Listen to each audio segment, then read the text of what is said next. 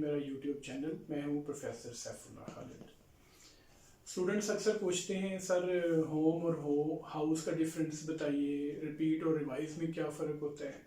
मैं उनको बताता रहता हूं और मैंने अपनी जो बुक लिखी स्पोकन इंग्लिश की उसमें भी मैंने ये चैप्टर दिया हुआ है। आज सोचा उस पर एक वीडियो बना दी जाए जो आपके सामने है। तो आज मैंने 10 वर्ड्स उसमें से चूज़ किए हैं, उनको वन बाय वन हम डिस्कस करते हैं और उम्मीद है कि ये इंशाल्लाह आपके लिए वीडियो हेल्पफुल होगी। और इसको लाइक करिए, सब्सक्राइब करिए और इसको शेयर करिए अपनी फ्रेंड्स के साथ। व्यूअर्स, पहला जो पेयर है that is house and home. House जो है वो that is related to building material, जैसे ईंटें और सीमेंट वगैरह, उसका जो बना घर है उसको हाउस बोलते हैं, और होम जिसमें लोग रहते हों। So this is the relevance between house and home जो आपके सामने। फिर है रेंट और फेयर, दोनों का मतलब किराया होता है। इसका डिफरेंस आपने कभी सोचा होगा कि क्या डिफरेंस है। वेल, जो रेंट है वो माहाना बेसिस पे किराया होता है, और फेयर जो है वो डेली बेसिस पे, जैसे बस का किराया, जैसे ट्रेन का किराया, जैसे गाड़ी का किराया। लेकिन जो रेंट है that is on monthly basis, जैसे घर में हम रहते हैं तो मंथली बेसिस पे हम किराया पे करते हैं।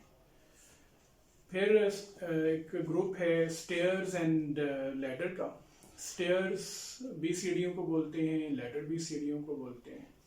लेकिन जो स्टेयर्स हैं वो फिक्स होती हैं, जैसे घरों में सीमेंट की बनी हुई सीढ़ी, और लेकिन जो मूवेबल होती है, बांस की बनी हुई या एलुमिनियम की बनी हुई, एलुमिनियम भी बोलते हैं, एलुमिनियम भी बोलते हैं। एलुमिनियम ब्रिटिश इंग्लिश में है और एलुमिनियम जो है वो अमेरिकन इंग्लिश में है। अनकरीब इंशाल्लाह इस पर भी मैं वीडियो एक बनाऊंगा जिसमें ब्रिटिश और अमेरिकन इंग्लिश के जो वर्ड्स हैं उनको डिफ्रेंशिएट करेंगे।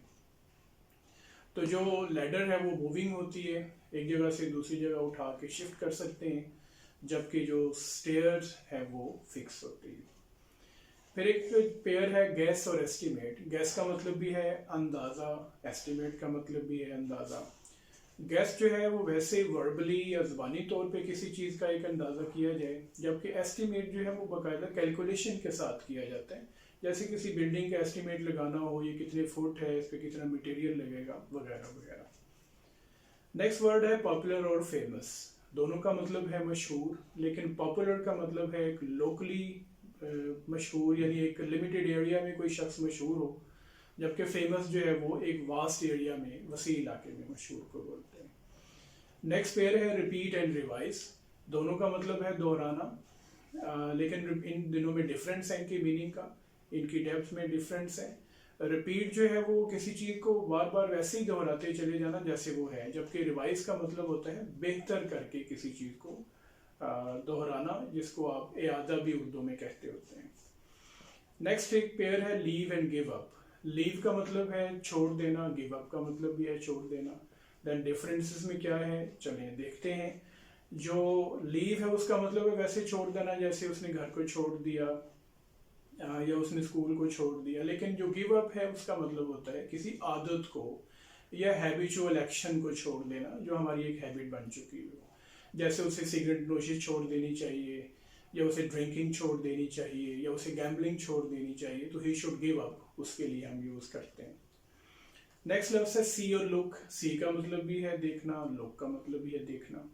लेकिन डिफरेंस ये है कि जो सी है वो सरसरी तौर पे कोई चीज़ हमारी नज़रों के सामने से गुजर जाए तो उसके लिए हम सी यूज़ करेंगे, जबकि लुक जो है वो किसी चीज़ को गौर से देखना, उसके लिए लुक यूज़ करते हैं। फिर एक वॉच लफ्ज़ है, वो टीवी देखने के लिए, यानी आप लंबी देर के लिए किसी चीज़ को देखते हैं, वो उसके लिए वॉच। फिर एक लफ्ज़ और भी है दैट इज स्टेयर। स्टेयर का मतलब है किसी चीज़ को घूर घूर के देखना। तो ये 4 वर्ड्स में बेसिक डिफरेंस आपके सामने है। और लास्ट वर्ड जो आज के लिए आपके लास्ट जो पेयर है that is wound and scar. Wound का मतलब भी है ज़ख्म, स्कार का मतलब भी है ज़ख्म। लेकिन वूंड जो है वो ताज़ा ज़ख्म को बोलते हैं, कोई ज़ख्मी हो जाए तो उसको जो ब्लीडिंग होना शुरू हो जाती है दैट इज़ कॉल्ड वूंड। और जो स्कार है वो ऐसे ज़ख्म को बोलते हैं जो हील अप हो चुका हुआ हो, मुंदमिल हो चुका हुआ हो और उसका एक निशान बाकी रह जाए, उसको हम बोलते हैं स्कार। तो व्यूअर्स ये हैं कुछ वर्ड जो मैंने आपके सामने रखे जो अक्सर कन्फ्यूजन क्रिएट करते हैं स्टूडेंट्स के जहन में, और वो अक्सर मुझसे पूछते रहते हैं। तो इंशाल्लाह नेक्स्ट वीडियो में हम कुछ और वर्ड्स लेके जो वो डिस्कस करेंगे। Till then see you and thank you very much.